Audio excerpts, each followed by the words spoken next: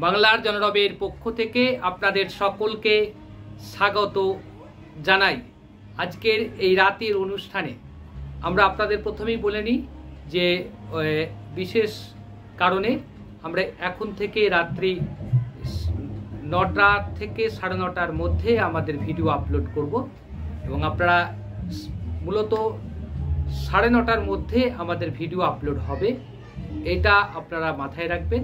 এবং এখন থেকে এই পদ্ধতিতে চলবে, কারণ আমাদের অন্যান্য কাজ থাকে, সেই কাজের জন্য একটু পিছিয়ে গেছে। যদি কোনো আর্জেন্ট ম্যাটার থাকে তাহলে দ্রুত হয়তো ভিডিও আসতে পারে, কিন্তু সেটা পরবর্তীকালে। কিন্তু নিয়মিত ভিডিও আসার সম্ভাবনা সবচেয়ে 9টা থেকে 9:30টার মধ্যে। আপনাদের সকলকে আবারও শুভেচ্ছা জানাচ্ছি এবং আমাদের নতুন করে সামনে ঈদ আসছে, ঈদুল আজহা আসছে। ঈদুল আজহার জন্য সমস্ত মুসলিম সম্প্রদায়কেও আমরা শুভেচ্ছা এবং তাদেরকে বলবো যে বেশি বেশি করে আমাদের সঙ্গে সংযুক্ত থাকুন। আপনারা জানেন যে খেলা আবার নতুন শুরু হয়েছে, ওয়াকাফ সম্পত্তি নিয়ে খেলা নতুন শুরু হয়েছে। 3 দিন ধরে শুনানি চলার পর সুপ্রিম কোর্টের প্রধান বিচারপতির এজলাসে যখন শুনানি চলেছে 3 দিন ধরে, সেই শুনানি চলার পরে সুপ্রিম কোর্ট এই সংশোধিত আইন থাকবে কি থাকবে না সে নিয়ে যখন রায় দিতে যাবে, অর্থাৎ তারা রায়কে সংরক্ষিত রেখেছে, শুনানি শেষ হয়ে গেছে, বলেছে রায়দানটা নির্দিষ্ট সময়ে আমরা করব। মনে করা হচ্ছে যে আগামী 13ই জুলাই সুপ্রিম কোর্ট খুললে রায়দান, এই সংশোধিত ওয়াকাফ আইন নিয়ে রায়দান হবে। এরই মাঝে কতগুলো সিমটম দেখিয়েছে সুপ্রিম কোর্টের প্রধান বিচারপতি, এবং সেই প্রধান বিচারপতি ভূষণ রামকৃষ্ণ গাভাইয়ের কতগুলো সিমটম, মানে কতগুলো বৈশিষ্ট্য বা কতগুলো বক্তব্য থেকে এদেশের সাধারণ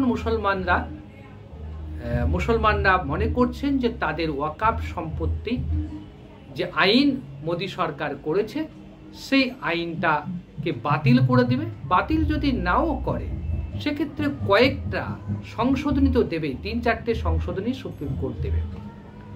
এই আশা এবং প্রত্যাশা এই দেশের মুসলিম সমাজের আছে। ঠিক এই মুহূর্তেই কেন্দ্র সরকার উম্মিদ নামে একটা নতুন পোর্টাল লঞ্চ করতে চলেছে বলে নিউজ 18 বলে একটি টিভি চ্যানেল আছে, প্রথমে তাদের ইংরেজি ভার্সানে এই খবরটা বেরোয়, পরবর্তীকালে অন্যান্য চ্যানেলও এই খবরটা করতে থাকে। এবং আজকে 3 তারিখ, 3রা জুন, 6ই জুন এই উম্মিদ নামে পোর্টালটা সামনে আসবে। এখানে বলা হচ্ছে যে এই পোর্টালে যাবতীয় সম্পত্তি, ওয়াকাফের যাবতীয় সম্পত্তি অন্তর্ভুক্ত করতে হবে। এই অন্তর্ভুক্ত অর্থাৎ নথিভুক্ত করতে হবে।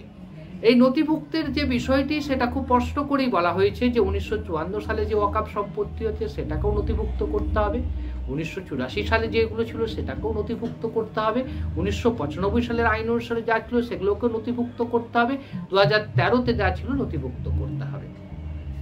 এই প্রসঙ্গে একটি কথা বলেছে যে আমাদের জানার বিষয় হচ্ছে এই আইনেই বলা আছে, এই আইনে বলা আছে যে সম্পত্তিগুলো নিয়ে ডিসপিউট আছে, অর্থাৎ সরকারের সঙ্গে বিরোধ আছে, যে ওয়াকাফ সম্পত্তিগুলো সরকার দখল করেছে বা সরকারের দখলে আছে, সেগুলো ওয়াকাফ সম্পত্তি কিনা সেটা বিচার করার ভার ওয়াকাফ ট্রাইব্যুনালের আছে।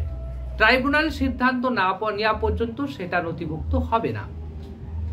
দ্বিতীয় যে কারণটা বলা হয়েছে যে সম্পত্তিগুলো নথিভুক্ত করতে 6 মাসে পারবেন, অর্থাৎ 6ই জুন থেকে যে সম্পত্তি নথিভুক্তকরণের কাজ শুরু হবে সেটা আগামী 6 মাসের মধ্যে সেটাকে কমপ্লিট করতে হবে, শেষ করতে হবে।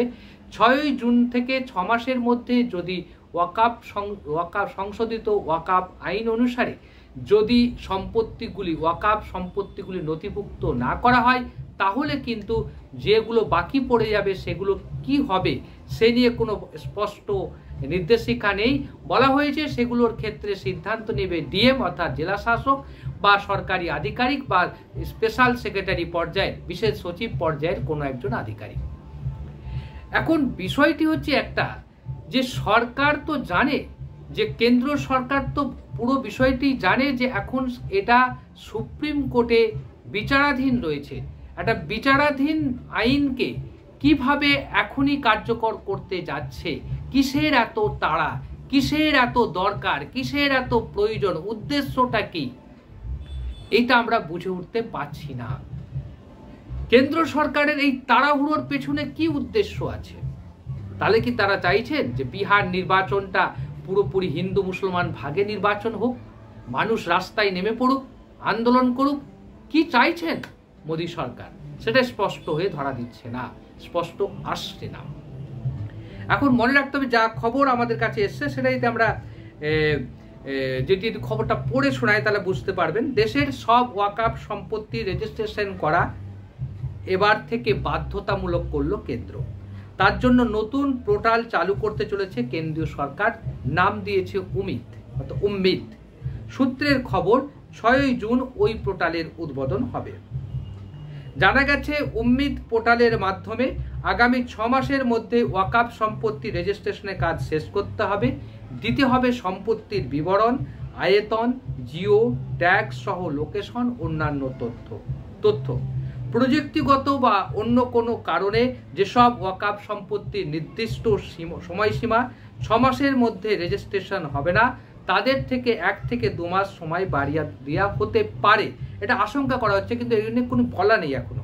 তারপরেও যদি রেজিস্ট্রেশন না করা হয় তাহলে সেই ওয়াকফ সম্পত্তিগুলোকে ডিসপুট বা বিতর্কিত সম্পত্তি বলে ঘোষণা করে দেওয়া হবে, পাঠিয়ে দেওয়া হবে ট্রাইব্যুনালে। রেজিস্ট্রেশন প্রক্রিয়া দেখভাল করবে প্রত্যেক রাজ্যের ওয়াকফ বোর্ড। প্রসঙ্গত ওয়াকফ সম্পত্তি নিয়ন্ত্রণ ও পরিচালনার ক্ষেত্রে যেসব সমস্যা ও চ্যালেঞ্জ ছিল তার সমাধানের জন্য ওয়াকফ আইন 1995-কে সংশোধন করেছে, যেটা সংশোধিত ওয়াকফ আইন বলছে। এই সংশোধিত ওয়াকফ আইন এবার এই ওয়াকফ আইনের যে একটা ধারা সেখানে রেজিস্ট্রেশনের কথা বলা আছে, সেই রেজিস্ট্রেশনের কথা উদ্যোগটা নিল। কিন্তু একটা জিনিস স্পষ্ট করে বোঝা গেল না, সুপ্রিম কোর্টকে কেন অমান্য করছে কেন্দ্র সরকার। সুপ্রিম কোর্টের তৎকালীন প্রধান বিচারপতি সঞ্জীব খান্না 3টে জায়গায় এটা আপত্তি করেছিল, অর্থাৎ 3টে জায়গাতে তিনি স্থগিতাদেশ দিয়ে রেখেছেন এই আইনের 3টে জায়গায়। প্রথমত বলা হয়েছে 1995 সাল পর্যন্ত যত যেগুলো ওয়াকফ সম্পত্তি হিসাবে চিহ্নিত হয়েছে, ওয়াকফ সম্পত্তি এবং ওয়াকফ ফর ইউজার যা কিছু আছে সবই ওয়াকফ বলে মানতে হবে, সেগুলো কোনোটাই ডিনোটিফিকেশন করা যাবে না। দ্বিতীয় যেটা বলা হয়েছে, এই যে ডিএমকে দিয়ে বিচার করা, এটা করা যাবে না, আদালতই সিদ্ধান্ত নেবে কোনটা ওয়াকফ সম্পত্তি কোনটা ওয়াকফ সম্পত্তি নয়। 3 নম্বর যেটা স্থগিতাদেশ দিয়েছে সেটাও আমাদের ওয়াকফ বোর্ড এবং ওয়াকফ কাউন্সিল এই মুহূর্তে তৈরি করা যাবে না।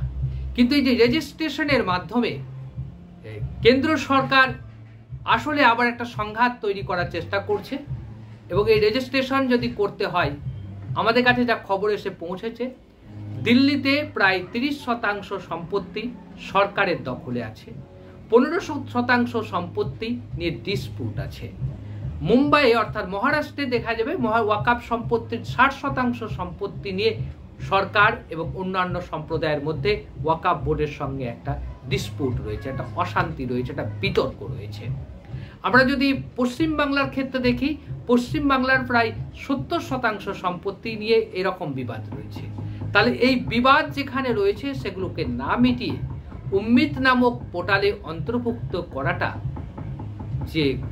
যে একটা বিপজ্জনক প্রক্রিয়া এবং বিপজ্জনক খেলা, ওয়াকফ সম্পত্তি যে হরণ করার একটা প্রক্রিয়া, ওয়াকফ সম্পত্তিকে দখল করার জন্য যে কেন্দ্র সরকার একটা পরিকল্পনা নিতে চলেছে, এটা স্পষ্ট হয়ে ধরা পড়ছে। এখন দেখার বিষয় দেশের মুসলিম পার্সোনাল ল বোর্ড এই বিষয়টিকে কিভাবে নেয়, সাধারণ নাগরিকরা কিভাবে নেয়, তারা কি আন্দোলনের পথে যায় কিনা, সেটা এখন দেখার বিষয়। তো আপনারা কি ভাবছেন, আপনাদের মতামতের প্রত্যাশা রইলাম। কারণ সুপ্রিম কোর্টের যে কেস সুপ্রিম কোর্টে বিচারাধীন রয়েছে, সেই কেসটা নিয়ে কেন এত তাড়াহুড়ো? আর মাত্র 1 মাসের মধ্যেই সুপ্রিম কোর্ট এ বিষয়ে চূড়ান্ত সিদ্ধান্ত জানিয়ে দিবে। 1 মাসও কি অপেক্ষা করা গেল না? কেন তড়িঘড়ি রেজিস্ট্রেশন প্রক্রিয়া করা হলো? কারণ মনে রাখবেন, এই রেজিস্ট্রেশন প্রক্রিয়াটা নিয়েই কিন্তু মুসলিম সমাজের সবচেয়ে বেশি আপত্তি। কারণ মনে রাখতে হবে, এই রেজিস্ট্রেশন প্রক্রিয়া করতে গেলে প্রত্যেকটা রেজিস্ট্রেশনের ক্ষেত্রে একটা করে প্রমাণ দাখিল করতে হবে। এই ভারতবর্ষে এমন কিছু মসজিদ আছে, দরগা আছে, মাজার আছে, কবরস্থান আছে, যেখানে প্রকৃত অর্থে কাগজপত্র খুঁজে পাওয়া যাবে না। তাহলে কিভাবে সেই সম্পত্তিগুলোকে এই নয়া পোর্টাল উম্মিদে অন্তর্ভুক্ত করা যাবে? আপনারা কি ভাবছেন? আপনাদের মতামতের প্রত্যাশা রইলাম।